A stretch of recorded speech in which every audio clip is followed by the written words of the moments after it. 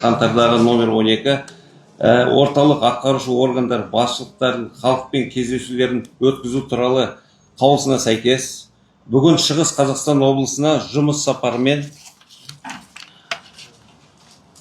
ауыл шаруашылығы вице-министрі Бердалин Аманғали Бейсенбайұлы шығыс өңірінен келіп отыр. Аманғали Бейсенбайұлы, қош келдіңіз. Сөз сізге. Саламатсыздар ма, құрметті кеңеске қатысушылар. Добрый день, уважаемые участники совещания, собрания. Шығыс Қазақстан облысы Қазақстанның жетекші аграрлық өңірлердің бірі болып табылады. Жалпы облыстың өңірлік өнімінің ауыл шаруашылығы үлесі шамамен 6%-ды құрайды. Сонымен қатар саланы одан әрі дамыту үшін айтарлықтай әлеуеті бар. Доля сельского хозяйства в валовом региональном продукте области по итогам 2025 года составила 6%, она может быть и выше. В этом году перед отраслью ставятся большие задачи. Это рост сельского хозяйства на уровне 5,6%. Индекс производства продуктов питания должно вырасти больше 10%, а производство напитков 1,5%. Вы знаете, глава государства поставил перед АПК серьезную задачу увеличения объема валовой продукции сельского хозяйства в 2 раза.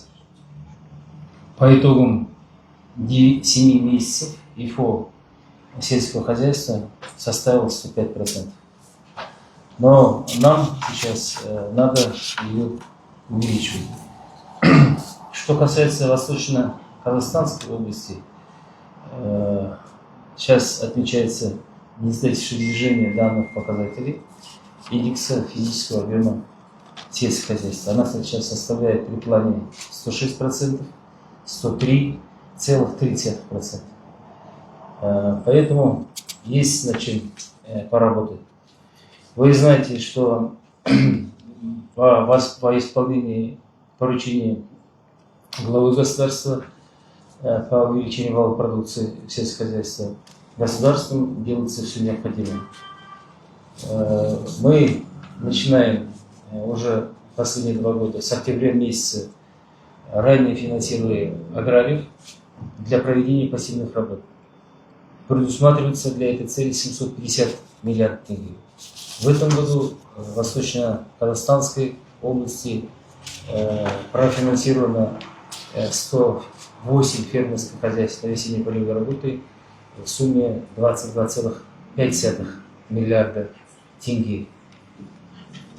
Также, вы знаете, мы выдаем льготные кредиты для конечных заемщиков под 5% годовых. При этом гарантирование займов до 80% осуществляет фонд домов.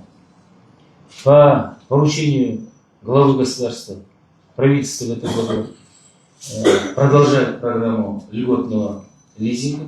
Для этой цели было выделено 350 миллиардов тенге.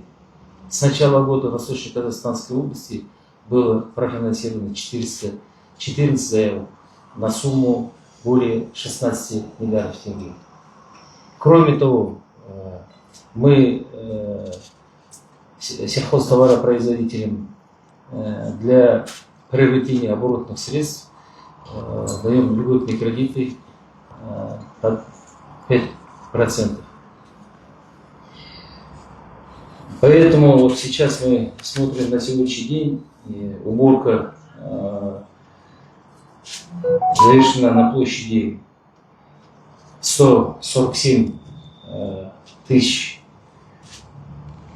гектаров. Это составляет 59% от уборочной, которые запланированы в этом году.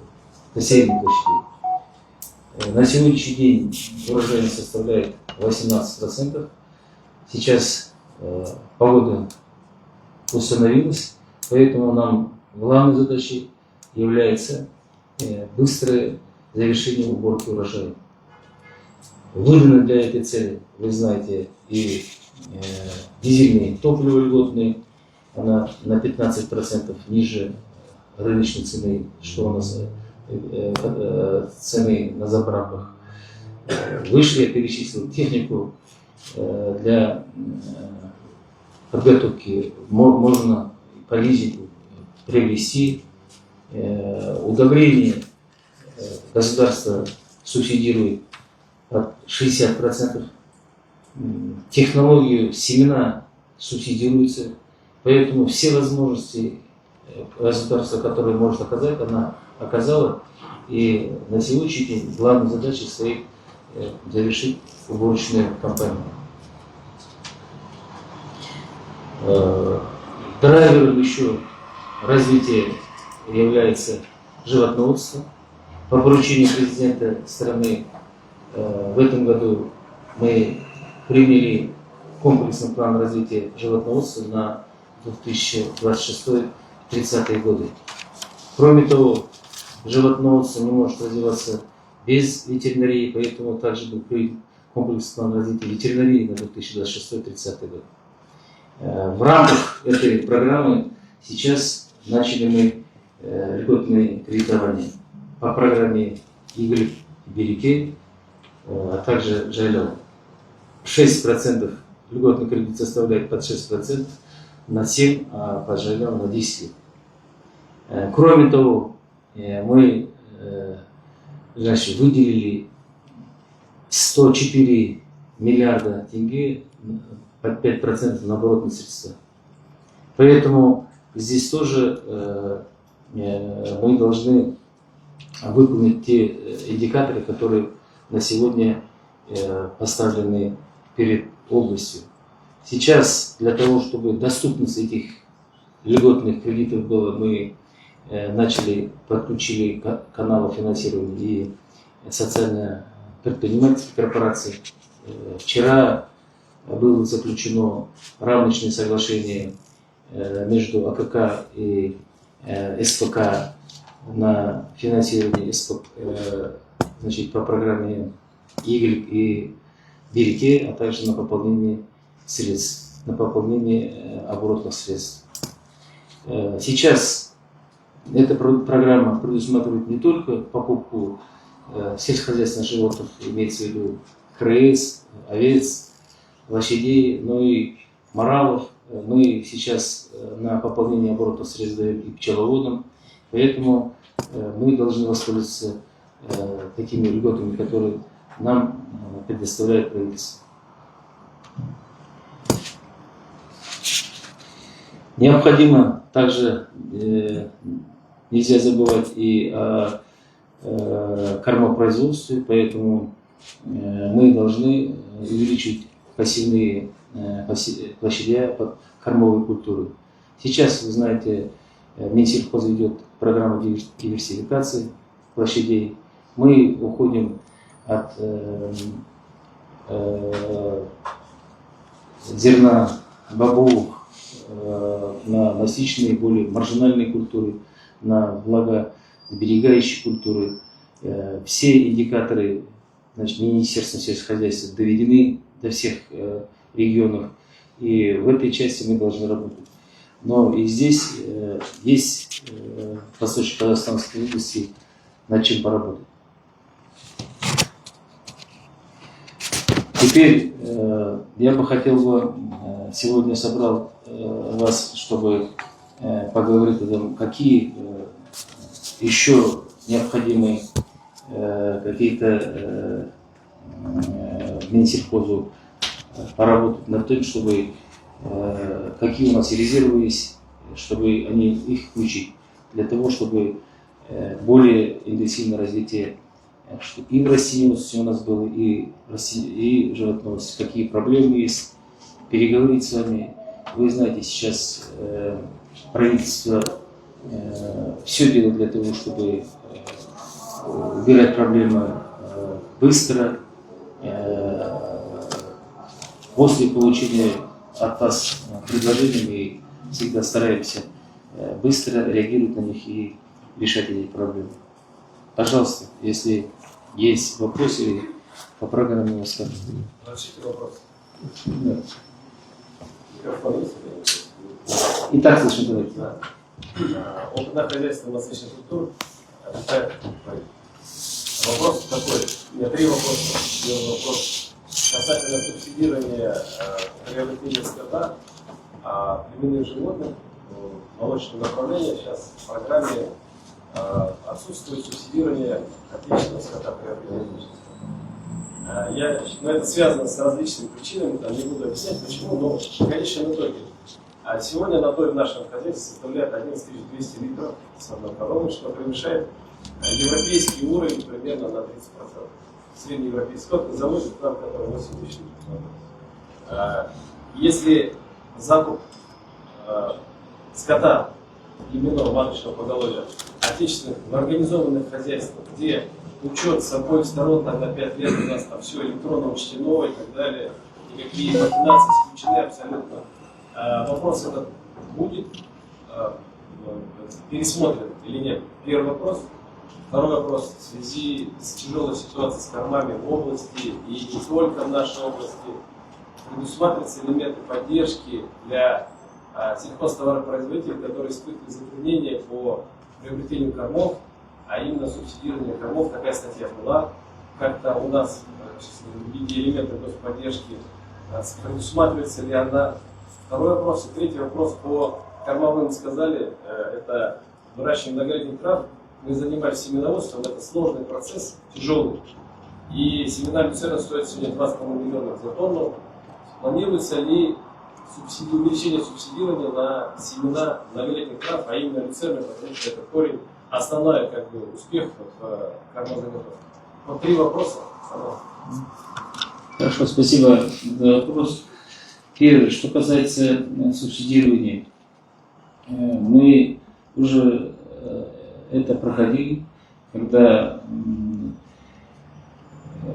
мы брали в бумажном варианте, что купили у соседа, там, или еще у кого-то, и получали субсидии. В результате масса уголовных дел, потому что фактически скот не закупался, просто бумаги закупались и получали это субсидии. А сейчас мы поставили, субсидии выдаем для те сельхозживотных, которые извне привозим. Это мы селекцию улучшаем, соответственно, порода улучшается, и здесь уже коррупционных схем нет. Поэтому мы очень аккуратно смотрим на эти вещи. А что касается отечественных молочных, для этого мы сейчас разрабатываем, хочу сказать, реестр, кто действительно этим делом занимается, у кого вместе с молочной палатой работаем, чтобы понять, сколько у нас нетелей мы можем выкупить и какие хозяйства это могут сделать. Для этого соответствующий правильно должен быть хороший очень учет. Мы должны удостовериться, что это хозяйство может подготовить необходимых нетелей, поэтому эта работа ведется. Второе, что касается субсидирования кормов, ее не будет. Мы это тоже проходили. Сейчас для этой цели как раз мы выделяем под 5% льготный кредит. Пожалуйста, берите, покупайте, заготавливайте, субсидируют корма. У нас каждый год по 5% или же под 7% сельхозживотные растут, и по всему Казахстану субсидируют корма, при этом и льготную технику сельхоздаем на покупку сельхозтехники, чтобы заготовили корма. Оборотные средства даем для того, чтобы купили дизельное топливо, зарплату, запчасти. И еще мы теперь будем, если субсидировать на корма, которые он должен заготовить. Это вообще, поэтому это прошлое мы считаем. И а для тех, кто попадает в какие-то погодные условия. У нас с этим проблем нет, в правилах там предусмотрены. Местные исполнительные органы объявляют ЧС, и согласно этим правилам он может субсидировать и корма. Что касается Министерства сельскохозяйства, для тех иных регионов, которые такую ситуацию, такие ситуации создаются, у нас есть специальный фуражный фонд при корпорации, который по льготным ценам отпускает фураж по заявке местных исполнительных органов. Что касается увеличения субсидирования на семена, мы сейчас поставили индикаторы, чтобы в связи с тем, что мы строим много молочных ферм, от кормочной площадки появляется, да, мы увеличим площади посевных кормовых культур. Сейчас они должны на следующий год достичь уровня 3 300 000 гектаров. Поэтому мы рассматриваем на следующий день субсидирование, повышение субсидирования. Рахмет. Құрметті кездесуге қатысушылар, бүгін біздің кездесуде ауыл шаруашылығы министрінің мал шаруашылығы департаментінің директорының орынбасары Иткусов Қасым Лақыпович азаматымыз келіп отыр. Келесі сөзді сол кісіге берсек, бір айтатын сөздерін соң кейін тағы да осы сұрақтар болатын болса, соң кейін тағы да жалғастырамыз. Добрый день, уважаемые участники встречи. Я хотел бы еще раз, в очередной раз представить и по нашим новым кредитным продуктам в рамках развития животноводства. Сегодня животноводство является одним из важнейших направлений развития агропромышленного комплекса страны. От ее эффективности зависит продовольственная безопасность, развитие сельских территорий, создание рабочих мест, обеспечение населения качественной отечественной продукции. Государством принимаются системные меры по развитию отрасли, реализуются инвестиционные проекты по строительству и модернизации животноводческих ферм, совершенствуется племенная работа, внедряются современные технологии производства и переработки продукции. Наша общая задача – обеспечить дальнейший рост объемов производства, повышение производительности и конкурентоспособности отрасли. При этом необходимо отметить, что дальнейшее развитие отрасли невозможно без системного реформирования, внедрения современных технологий, улучшения генетического потенциала сельскохозяйственных животных. В целях практической реализации поручений главы государства, как было сказано, утвержден комплексный план развития животноводства на 26-2030 годы, который стал ключевым программным документом среднесрочного периода. Комплексный план предусматривает меры по следующим направлениям. Льготное кредитование под 5-6% годовых, развитие племенного дела, научного обеспечения отрасли, укрепление кормовой базы и усиление ветеринарной безопасности, повышение инвестиционной привлекательности животноводства, внедрение современных технологий, вопросы сбыта продукции, а также расширение экспортных рынков животноводческой продукции. На реализацию данного плана в текущем году предусмотрено порядка 300 миллиардов тенге, запущены новые кредитные продукты и беляки, направленные на приобретение племенного поголовья сельскохозяйственных животных с фиксированной ставкой не более 6% годовых. Для стимулирования отгонного животноводства внедрен единый кредитный продукт «Жайял», направленный на развитие пастбищной инфраструктуры. Для повышения доступности льготных средств к каналам финансирования подключены социально-предпринимательские корпорации регионов. Все указанные кредитные продукты обеспечены системой гарантирования займов через фонд ДАМУ по аналогии с механизмами, применяемыми в растениеводстве. Учитывая сегодня, что у нас присутствуют сельхозпроизводители, вот как представлено на слайде, первый слайд, пожалуйста, представлены основные, как было сказано, это 6%, срок кредита 7 лет, приобретение ИГЛИК, он ориентирован на средние, так скажем, проекты, это до 500 голов крупнорогатого скота и до 1000 голов мелкорогатого скота. Максимальная сумма финансирования на одного заемщика 1 миллиард тенге.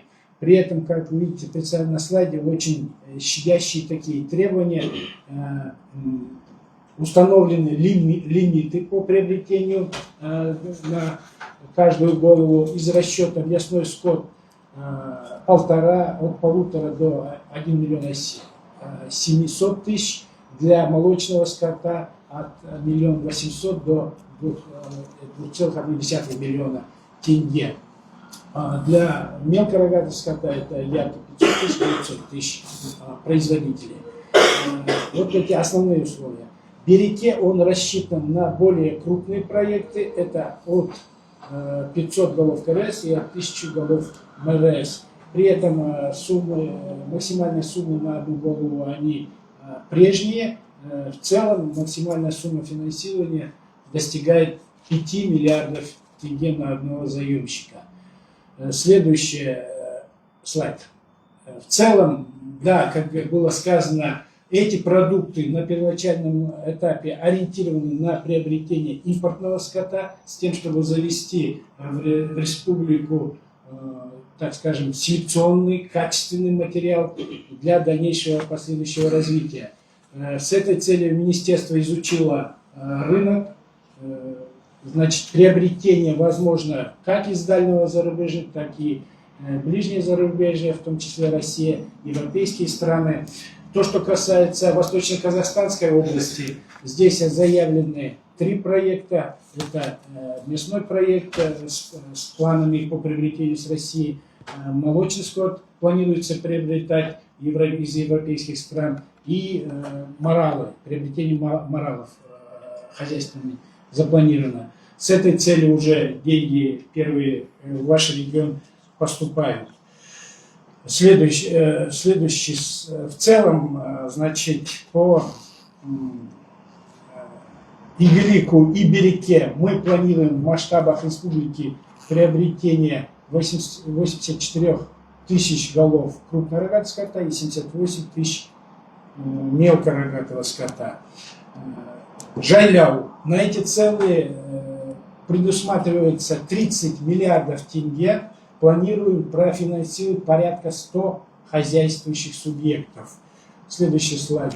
Вот основные, значит, параметры по Жайляу. Здесь, кроме приобретения, в этой части, кстати, здесь приобретение отечественного племенного скота предусматривается, при этом предусматривается улучшение материально-технической базы, создание новых хозяйствующих субъектов, строительство животноводческих помещений, ограждение пастбищ, приобретение вплоть до мобильных устройств по подъему воды, обеспечение водообеспечения, обеспечение интернетом и так далее. Сроки кредитования здесь еще более длительные, срок кредита до 10 лет с льготным периодом 24 месяца, ставка 6% годовых.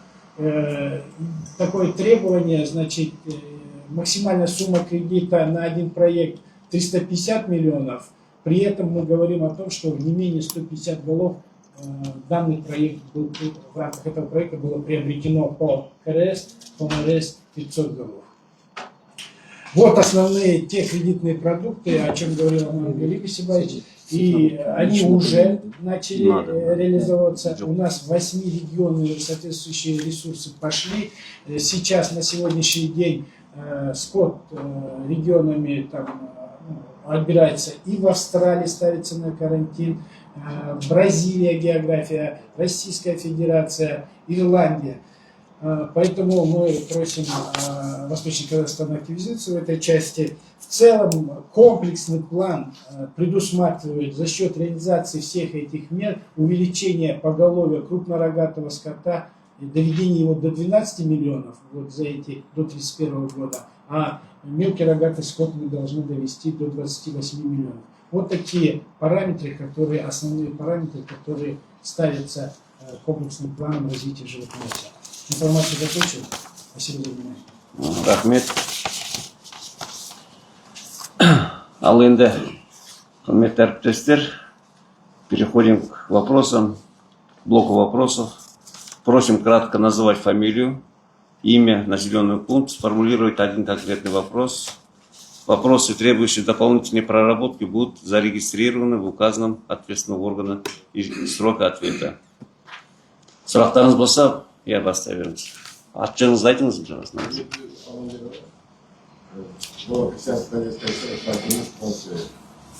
Вопрос по поводу, также повторюсь, по поводу приобретения языка скота на сегодняшний день не всех людей позволяет найти скот, по крайней мере, рядом границы Казахстанской области, весь скот Российской Федерации, он заражен, в частности, стоит на реализацию есть. В связи с этим вот вопрос. В плане того, что когда-то это мы проходили, когда-то мы это видели, в свое время продолжается, силы собирать на сектор производителей нельзя, поскольку там были заинтересованы дискуссии, акционерские ваши работники, и, соответственно, такая получилась, плохой опыт получился. На сегодняшний день есть время цифровизации. Например, в Западно-Казахстанской области вчера я прочитал, прошел Zoom, где IT-университет разрабатывает программу, которая определяет КРС по моде носа один в один, и это мультификационный другой пароль, этот КРС другому не принадлежит. То есть для внедрения того, чтобы покупать скот в Казахстане, необходимо внедрять новые цифровые технологии, наверное, чтобы исключить вот эти, чтобы наши средства налоговиков уходили для финансирования фермеров Российской Федерации и дальнего зарубежья. Это палка двух концов, потому что только что крупное хозяйство выступало, она сказала, что с кормами проблема, и все это чувствуют на сегодняшний день. Что мы будем делать, чтобы восполнить эти корма? Мы будем резать маточное поголовье. Вы даете кредит, если вы заводите маточное поголовье. Получается, здесь мы зарежем, вы проведете. Эффект будет нулевой, однако денежные средства наши будут за границу. Здесь Вопрос. Мы все понимаем, мы же сельское хозяйство чуть-чуть не с улицы пришли. Вопрос задайте, пожалуйста. вопрос в том, чтобы пересмотрели эти условия. Почему-то вы сельское хозяйство, именно Министерство сельского хозяйства против того, чтобы развивалось маточное поголовье местного производителя. Хорошо, отвечу. Во-первых, все программы нацелены на какой-то результат. И второе, мы должны все финансовые средства, которые выделяет государство, эффективно использовать. От того, что мы будем покупать с региона на регион, от этого маточное поголовье в Казахстане не увеличится. Это раз. На сегодняшний день востребованность мясной, животноводческой вообще продукции Казахстана очень большая в мире. Естественный прирост своим маточным поголовьем мы сейчас составляет в год 3-4%, но этого мало для того, чтобы обеспечить увеличение экспортного потенциала Казахстана. И поэтому мы не видим эффекта от того, что один регион купил у другого региона, и при этом мы оплатили субсидии государственные на каждую голову, начиная от 260 тысяч до 450 тысяч.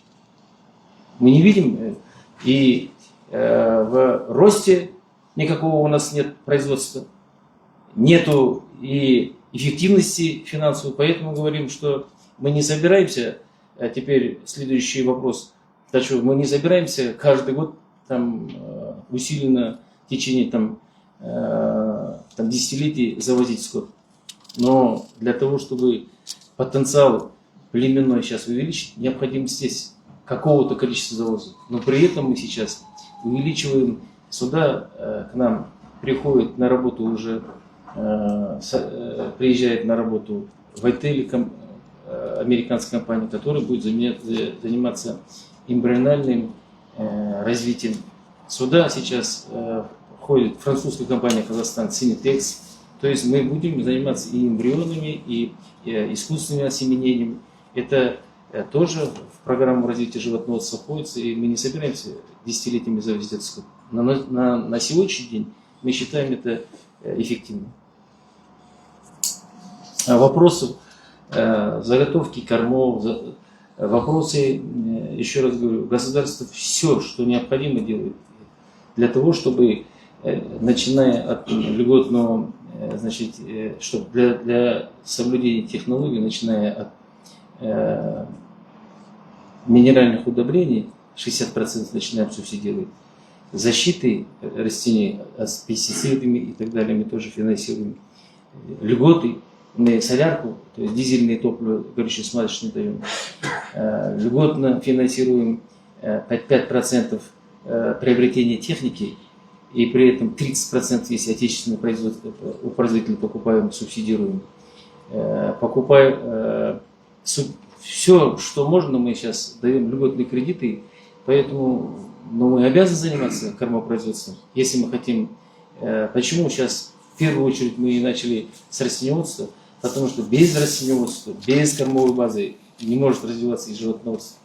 Поэтому при соблюдении всех технологий, это возможность у нас есть. Это показывает как раз последние 2 года высокий мы урожай получаем за счет того, что технологии сейчас уже начали соблюдать.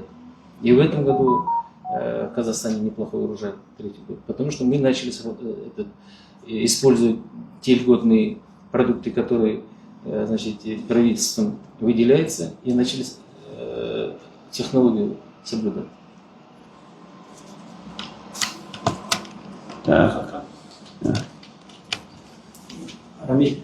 Ассалаумағалейкум.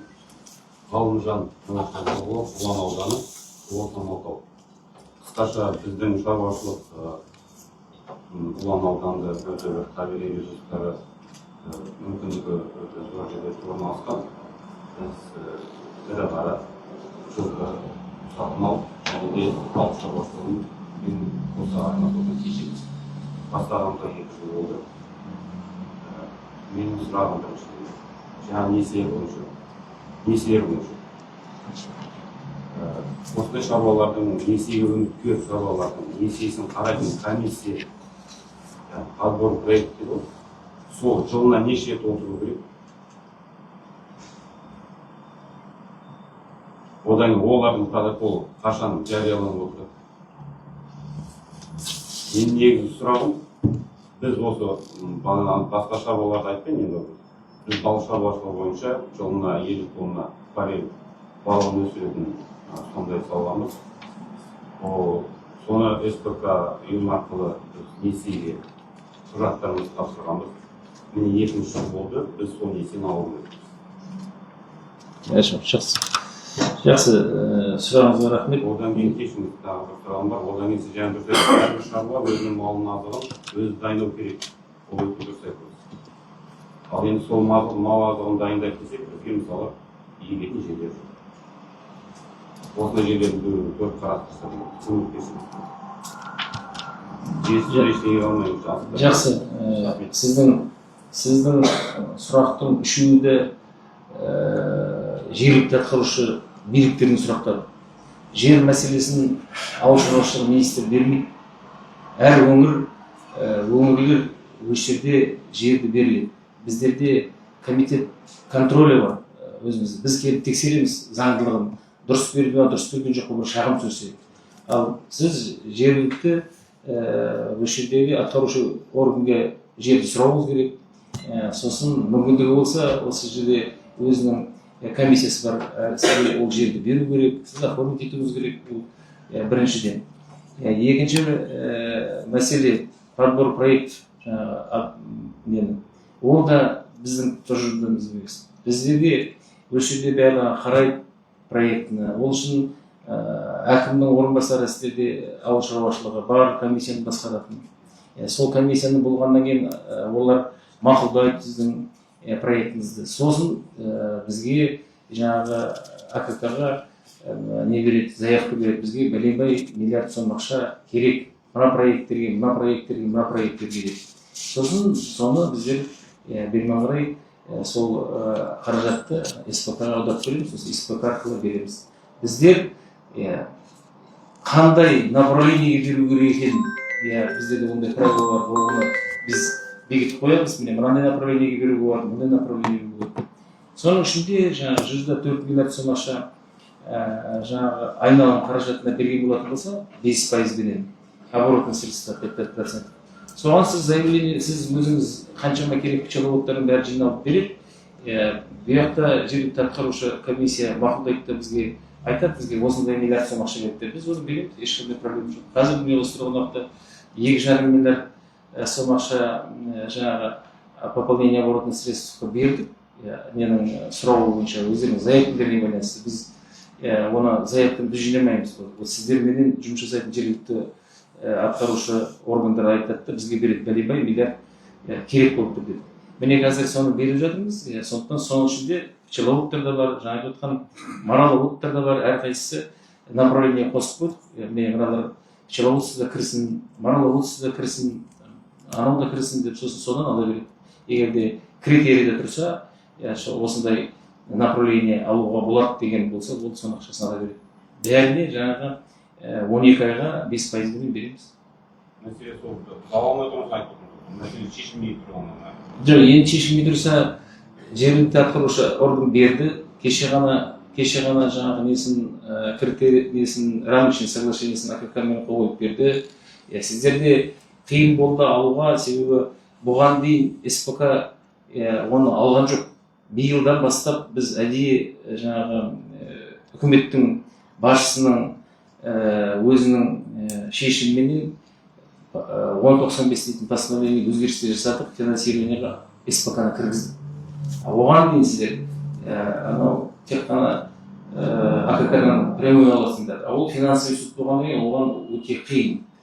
Онда бүкіл залогыңды тапсыру керек, залог жаңағы қаланың ішінен болу керек, басқасы болу керек. Сондықтан соны жеңілдету мақсатында СПК-ны қосып 85% дамудың гарантиясын алып биыл қосып тұрмыз ғой. Ол жаңағы осы жеңілдіктер биыл қосылды. Биыл менің үкіметтің басшысы постановление биыл өзгерттік. Оған дейін тек институттерін алдыңыз, или банк тұрау уровень алдыңыздар, ол қиын болды. Енді біз отырған азаматтардың көбінің маңайында болып жауап жоқ, тоқтап тұрмыз, осы СПК арқылы беріп отырмыз. Барлығы өткен болады. Енді СПК-ның басшысы бар ма? Осы жерде қарайды материалдарын. Админ қарайды, несі айтып беріңіз.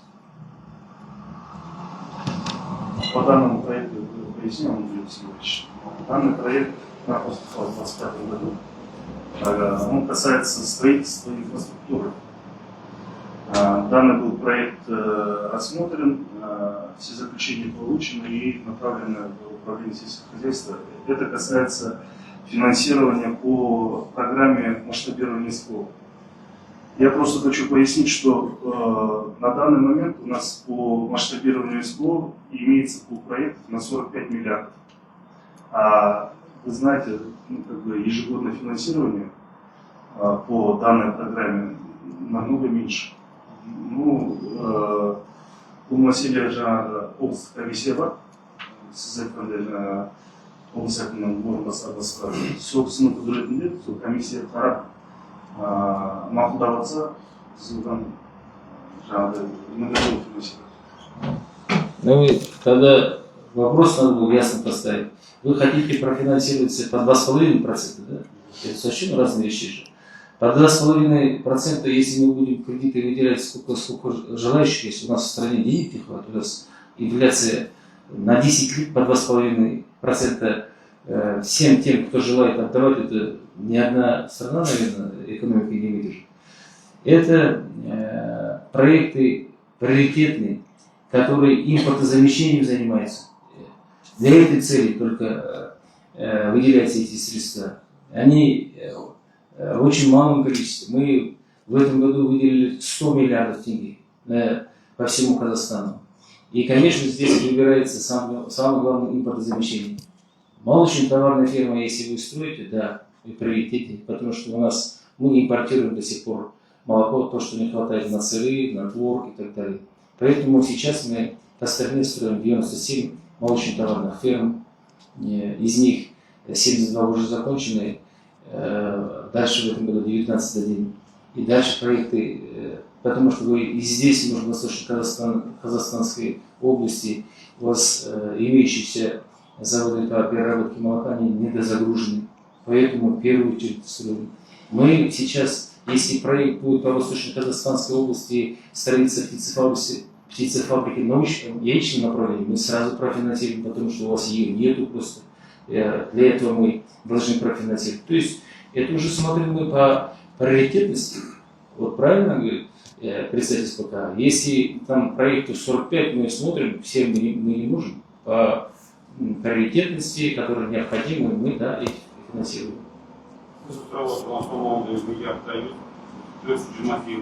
Но все равно мы смотрим по приоритетности, поэтому в первую очередь смотрим приоритетность. На сегодняшний день прекрасно получилось. Объект город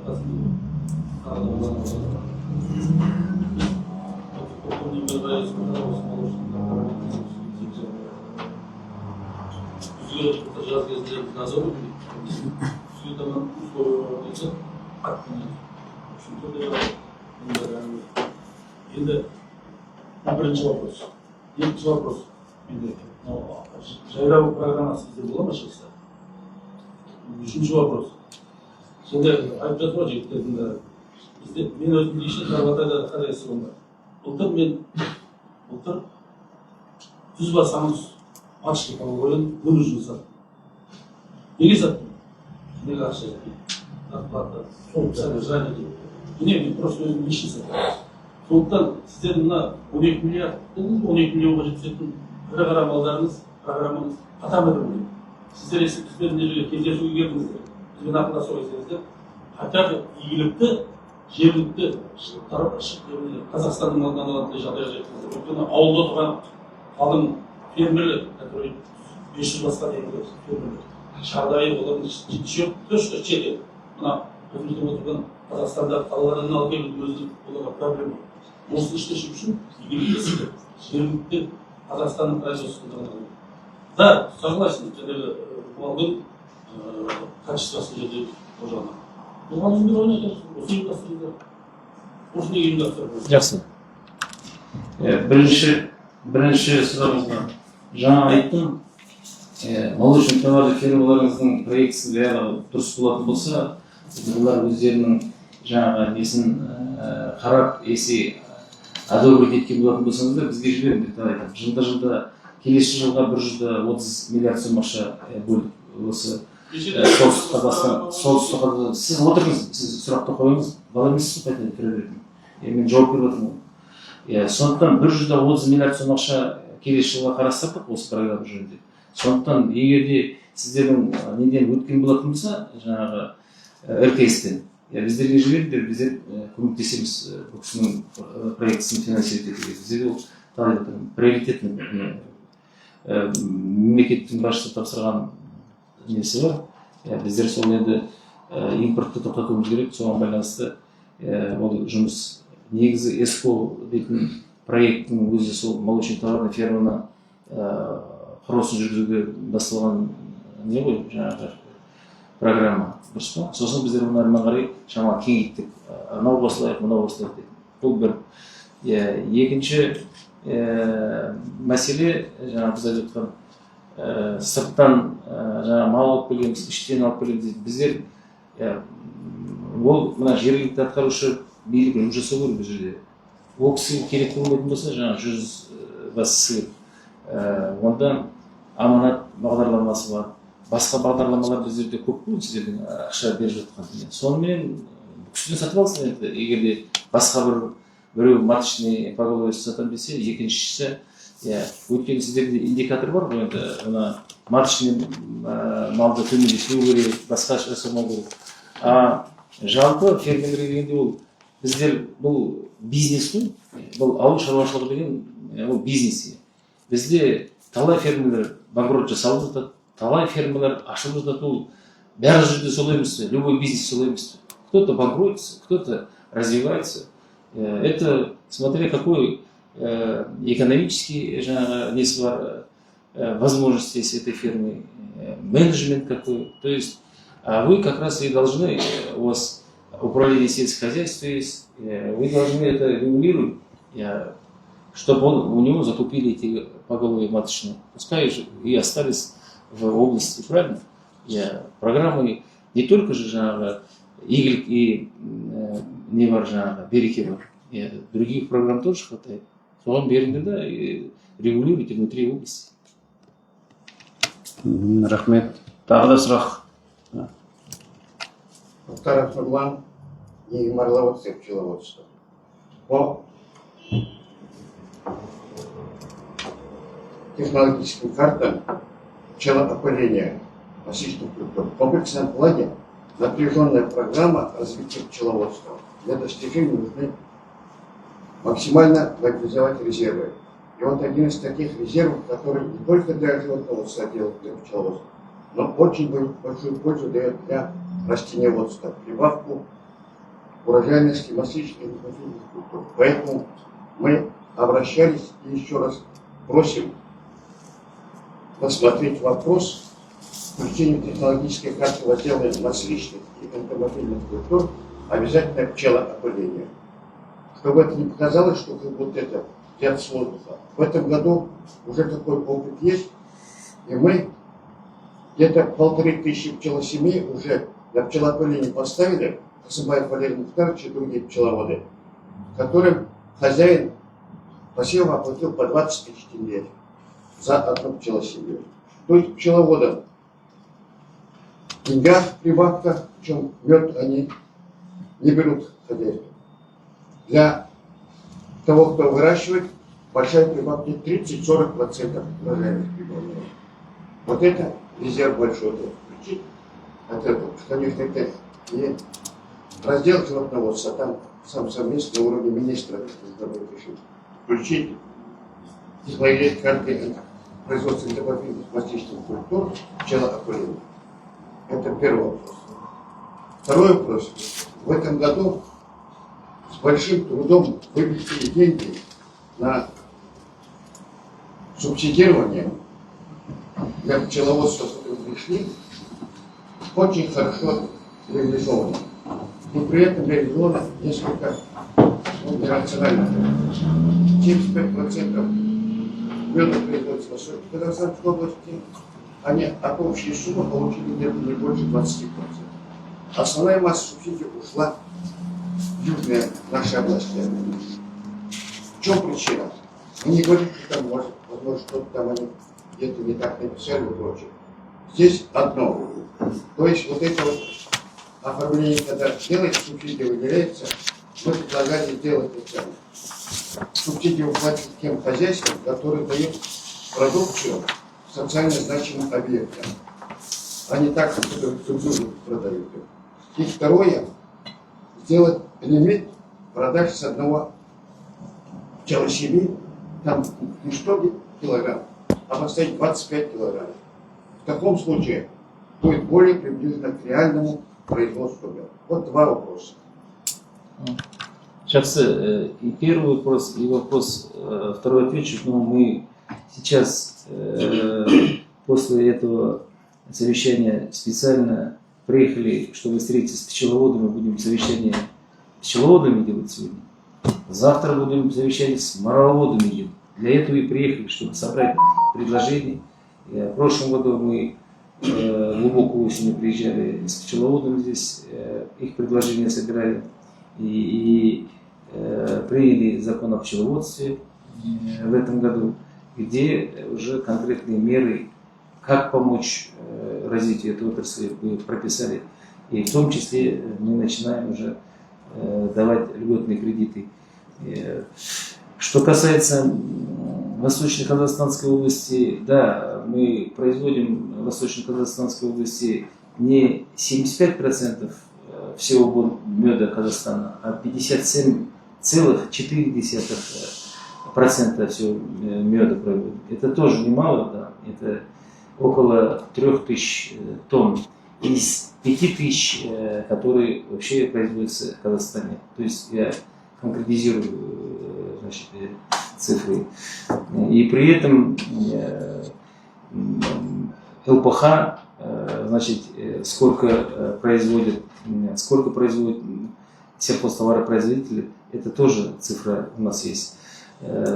Порядка 47% приходится из этой доли на ЛПХ, и 52,8 или же 2,6 тысяч тонн меда, это производит формирование сельхозтоваропроизводителей, крестьянских хозяйств, фермерских хозяйств и так далее. Поэтому, да, это немаловажно, поэтому мы сейчас будем собирать предложения.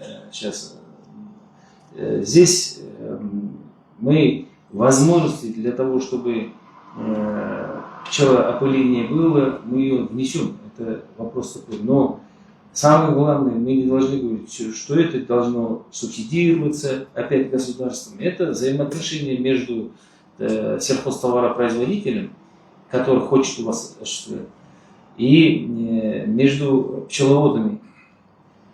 Если выгодно это, надо делать. Но при этом мы сейчас, еще раз говорим, мы не против, если необходимо внести какие-то правила, мы введем, но вопрос не должен касаться субсидирования. Два хозяйственных субъекта и пчеловод, предприниматель, и растениевод предприниматель. И здесь опять, чтобы не коснулся вопрос субсидирования опять государства.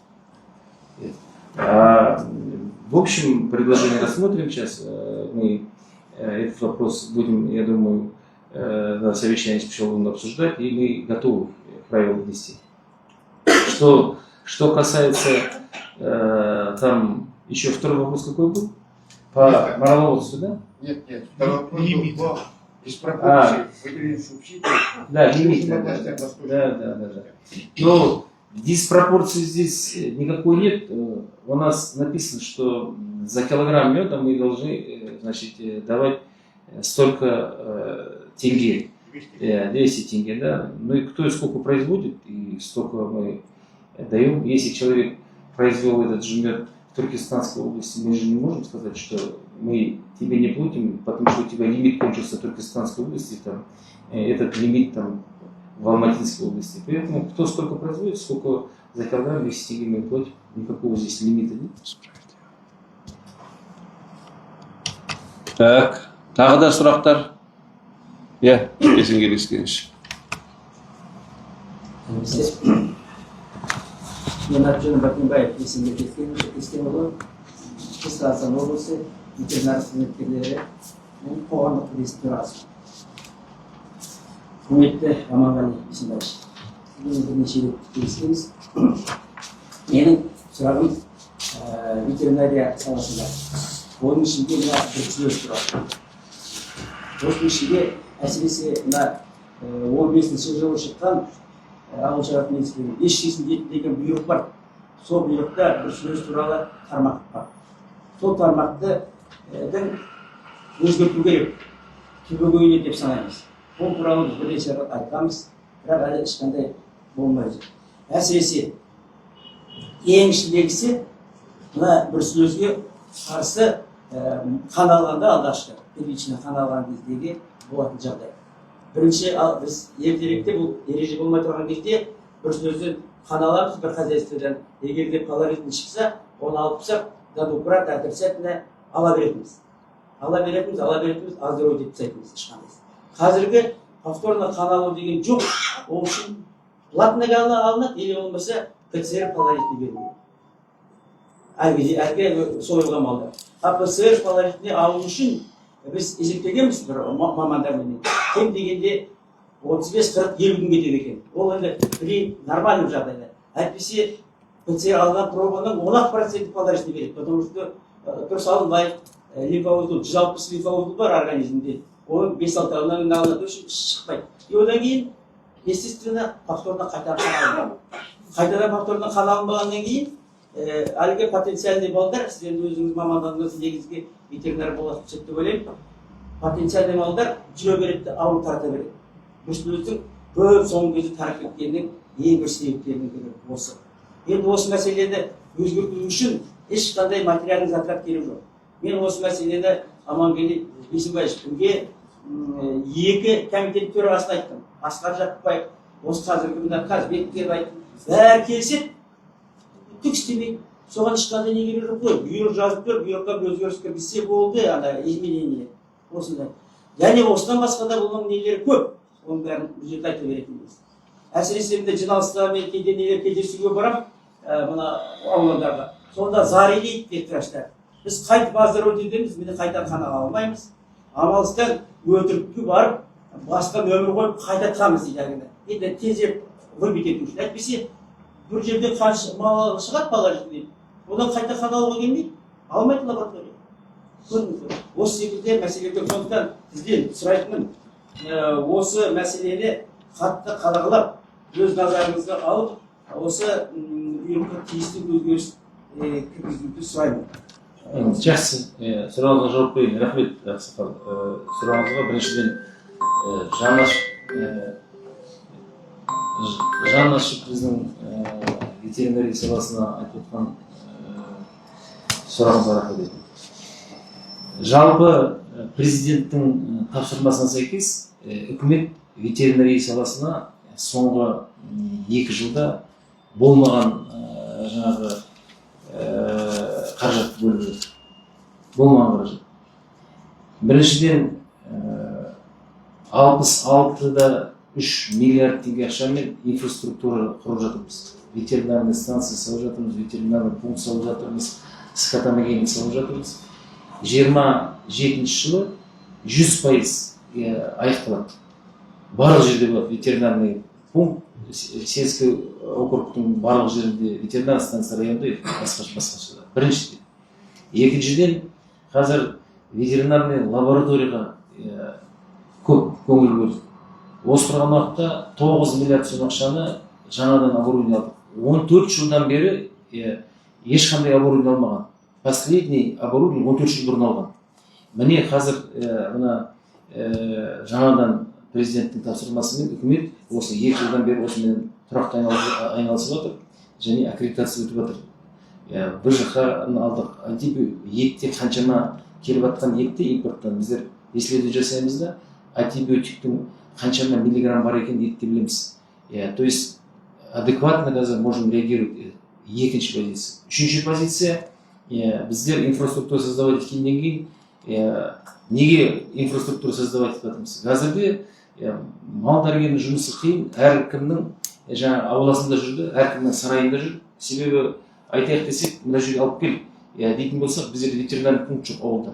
Ол жаңағы әкімнің бір бөлмесінде отыр, болмайтын болса, бүкіл жаңағы өзінің дәрісін ветеринарный берген үйінде холодильникке келіп салып қойып, или сарайда тұрады, сонымен уже осындай жағдайға келдік. Енді міне қазір 2 жылда осының бәрін дұрыстап жатырмыз. Үшіншіден, оның зарпласын өсіру керек. Мемлекет қазір 22 миллиард сом ақша жергілікті ветеринарный врачтарға айлығы өсіріп жатыр. 3 миллиард сом ақша вообще ветеринарный инспекцияның толайым ақшасына өсірейін деп жатыр. Енді біреу өту мүмкін, бұл ақша қай уақытта енді? Қай уақытта береді? Ол енді заңды қабылдауымыз керек. Қазір құрылтай осы ветеринария туралы заңды қарай, жылдың аяғына дейін біз ойлап отырмыз қабылдайды. 1 январдан бастап біздің айлығымыз өсу керек. Жергілікті осы ветеринарный пункттың басшысы 400 мың сом ақша қолын ақша болу керек. Өйткені оның жағдайы болмаса, жұмыс жасайтын орны болмаса, оның айлығы болмаса, оның лабораторияда жасайтын құрал жабдықтары болмайтын болса, оның астында жергілікті атқарушы биліктің берген көлігі болмайтын болса, барып жайлаудағы мал егіп, ол қалай болады мысалы? Осының бәрі жоқ болды ғой. Осының бәрі болмағаннан кейін жаңа айтып отырсыздар, бір сөйлесін үйту керек, бүйту керек. Әуелі жағдай жасайық та, адам қалған жоқ жұмыс жасайды. Ешкім келмейді ғой оған. Біреудің баласын қалай оған алып келіп, сен ветврач болсаң да боласың, болмасаң да боласың деп қоя алмаймыз. Егерде оған привлекательность болмаса, оған өзі адам оқуға түсіп, оның маманы болып келмесе, оны қалай алып келеміз? Міне, енді ғана инфраструктура создавать жатырмыз. Енді сіздің бір сөйлесуге байланысты жаңа вопросыңызға келейік. Біздер бұл мәселелердің бәрін білеміз, бірақ мына дүние жүзінде қандай өзгерістер болып жатыр? Біздер өзіміздің ойымызбен жасамауымыз керек. Қазір уже дамып кетті. Дүние жүзінде наука қалай жасалып жатыр? Соған байланысты бізді сонда форма түсуіміз керек. Әркім өзінің ойын айтпау керек. Аяғы совет үкіметінде былай болып, сол совет үкіметіне қайтып келейік дейді. Біздер совет үкіметінде тұрып жатқан жоқпыз. Біз тәуелсіздік Қазақстанда тұрып жатырмыз 35 жыл. Совет үкіметіне қарағанда тәуелсіз Қазақстанда көп заттар жасалды да жасалып жатыр. Сондықтан оны көп айта бермеуіміз керек, аңсай бермеуіміз керек. Совет үкіметі. Енді айтайын деп тұрған, қазір ФАО-ның бүкіл жаңағы несін, программасын пайдаланып жатырмыз. Бүкіл өзіміздің наукамызды пайдаланып жатырмыз. Солармен бірігіп қазір стратегия борьбы с бруцеллезом.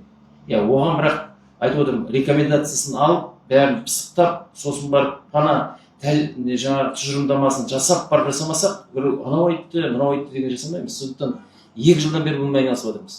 2 жылдан бері. ФАО біздермен көмектесіп жатыр. Олар уже бір рет келіп бізге рекомендациясын берді, былай жасау керек деп.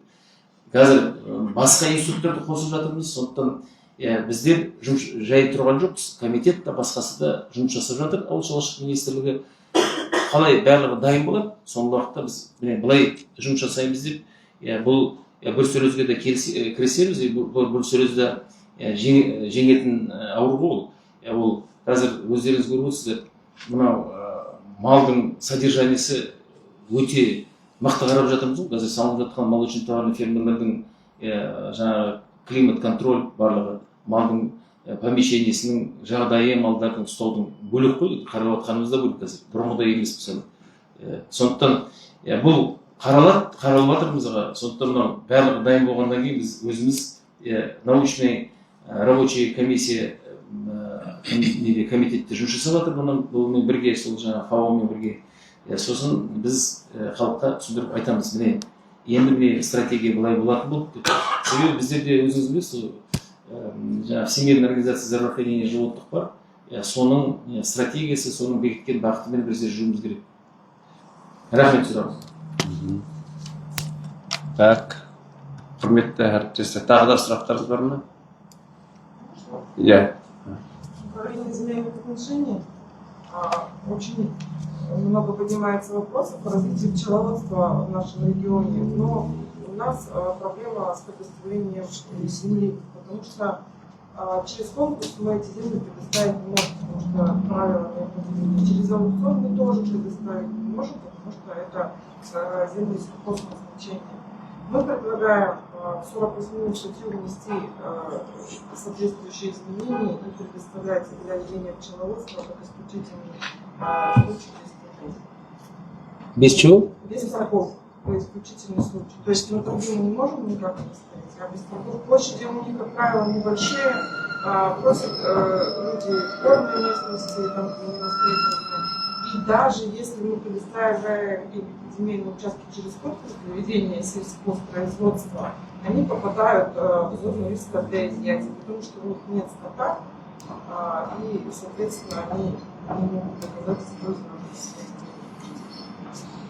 значимость. Спасибо за вопрос. Дайте, конечно, предложение, мы рассмотрим, но само звучание вопроса без конкурса, у нас без конкурса ничего сейчас нельзя делать по закону. Потому что, во-первых, мы должны, чтобы уйти от коррупционных схем, на конкурсной основе делать, это раз. Во-вторых, государство, когда есть конкуренция, бюджет зарабатывает больше, кто-то дает, допустим, миллион, кто-то дает за этот участок 1,5 миллиона, то есть государство на этом зарабатывает, правильно? И в-третьих, мы должны вообще посмотреть эффективность потом применения, чтобы мы эту землю содержать могли. Поэтому дайте предложение. То, что мы должны дать возможность, это 100% правильно. Как-то они, если они до сих пор не могут, для этого есть Министерство сельскохозяйства, мы разработаем и эту возможность дадим. Дайте предложение, посмотрим. Обсудим у нас у себя хорошо и решим, как надо сделать. Но должно быть все законно, учтены все то, что я выше сказал. Дайте, пожалуйста, сейчас мы запишем протокол и обсудим у себя.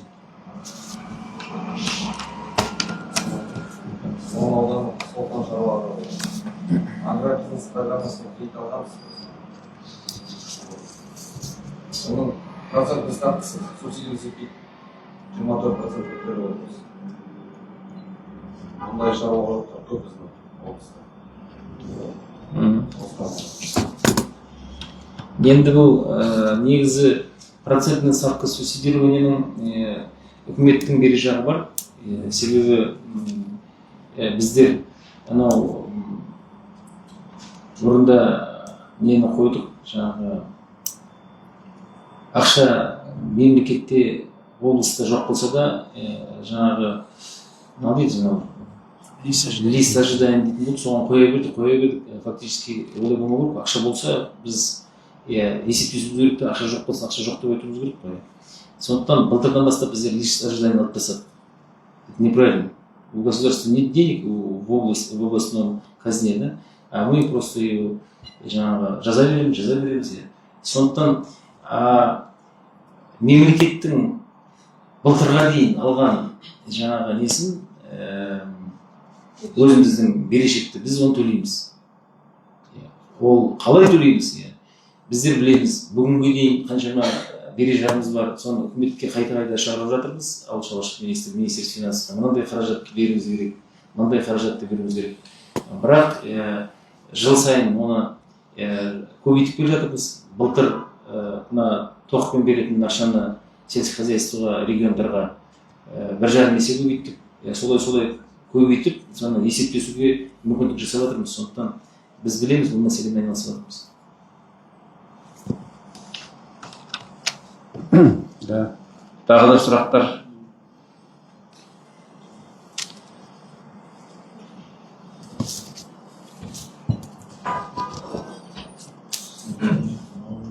Бар ма? Директор Толгориха, Всем Азамат. Меня слышно, да? Да. Я есть. Вопрос следующего характера. Ну, это, наверное, больше ветеринарную сторону. Мы подавали заявку. Сейчас, наверное, все проблемный вопрос – это защита от ячмена по хозяйству, молочным хозяйствам. У нас на балансе 2 фермы, активно развивающиеся, работающие, производят 30 тонн молока ежедневно в фермах. На сегодня были проведены мероприятия, закуплена вакцина с Турции. Мы ее проставили, провели исследования в Алматинском институте, получили хороший результат, и защита есть, но при этом получили рекомендации по моменту поставить вакцину повторно, еще раз ревакцинацией, буквально в сентябре-октябре месяце. Для этого Рекомендации, кто вам дал эту рекомендацию? Рекомендации дал нам Кирпиченко Владимир. А кто такой Кирпиченко? Вирусолог. Инфекциолог. От института мы получили, у меня есть рекомендации. Это частный институт? Я не могу сказать, мы в частном порядке оплачивали, проводили исследования. Хорошо. Да, то есть за свой счет.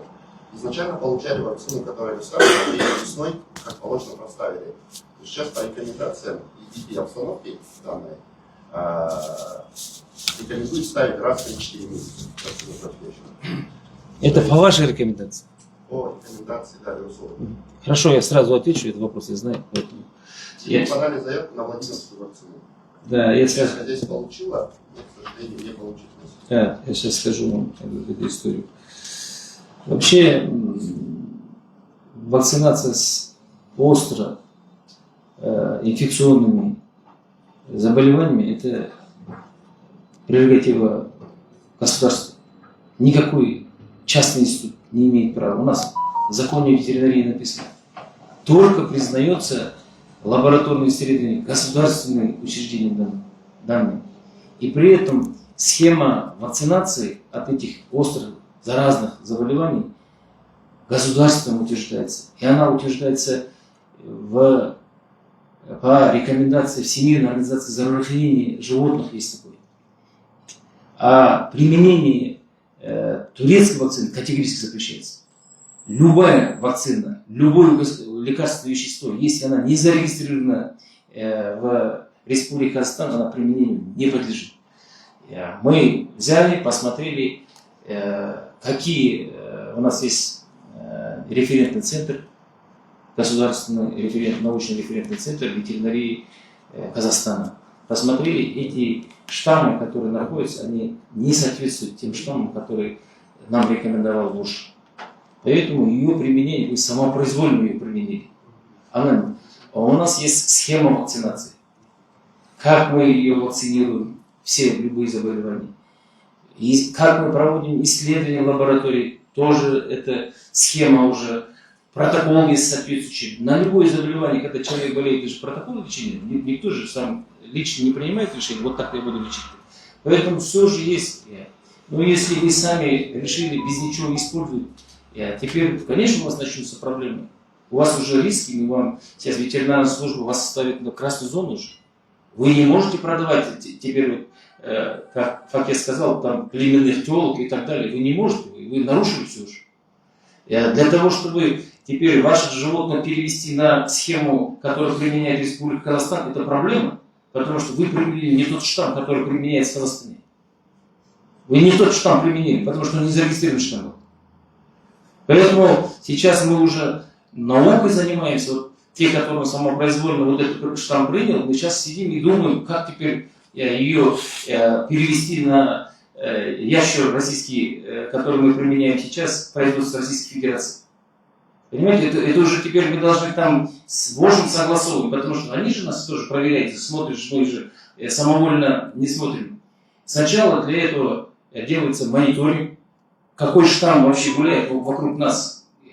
Потом нам определяют, что вот этот штамм, вы можете получить такой-то подарок там, от такого-то там соседнего государства, там в кавычках.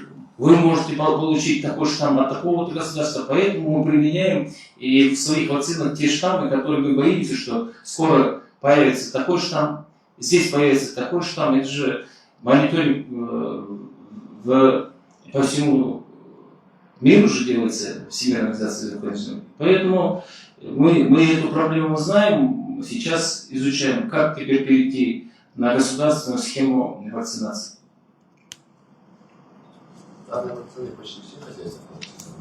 Ну, это проблема. Если вот, еще раз говорю, если вы сами считаете, что вам можно, что вам вы захотели делать, это неправильно. Так не делается просто. Вы должны были дать соответствующий, написать ветеринарную инспекцию, они должны были вам дать разрешение на применение той или иной вакцины. И при этом не надо быть ученым, надо всегда посмотреть, зарегистрирована эта вакцина и этот штамм, в данном случае штамм, в Республике Казахстан или нет. Это первое, что мы, когда привозим какое-то государство, это лекарство мы должны посмотреть перед применением. А если там и ваши соседи это используют, это плохо, это же проблема. Еще раз говорю, теперь вы не сможете продать ни теле, ничего, это сразу я говорю, потому что вас поставили в красную зону. Вообще все графики вакцинации мы отправляли ветеринарные органы государства. Ну я уже сказал, давайте мы не будем сейчас это делать. Это ваш личный... По субсидиям. Вы сейчас говорили, что мы субсидируем удобрения, семена, но на сегодняшний день еще мы субсидии не получили. Вот мы являемся одним из крупных товаропроизводителей. У меня порядка 122 миллионов не получено за растениеводство. Защищенное топливо получили, работаем.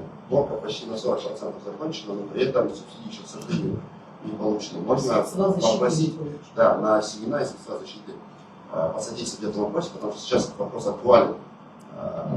Выдачи заработной платы и дополнительных затрат, которые сейчас происходят, ускорить этот процесс было актуально. Хорошо, я сегодня буду встречаться с таким в области. Это вопрос местные исполнительные органы дают субсидии, мы субсидии не даем. Все субсидии, которые полагаются, мы сейчас через ТОХ отправляем, и они считаются местными потом. Комментарий тестен сұрақтарыңыз бар ма тағы? Жоқ болса. Егер сұрақтарыңыз болмаса, отырымызды аяқтауға рұқсат етіңіздер. Құрметті Аманғали Бейсенбайұлы, Шығыс Қазақстан облысына арнайы жұмыс сапарымен келіп, өңір тұрғындарымен және ауыл шаруашылығы тауарын өндірушілермен кездесу үшін сізге шынайы алғысымызды білдіреміз. Уважаемые участники, всех благодарим за активное участие. Все поступившиеся обращения будут обобщены и поставлены на контроль. Информация о принятых мерах будет предоставлена заявителям в установленном порядке. Спасибо за то, что пришли на встречу.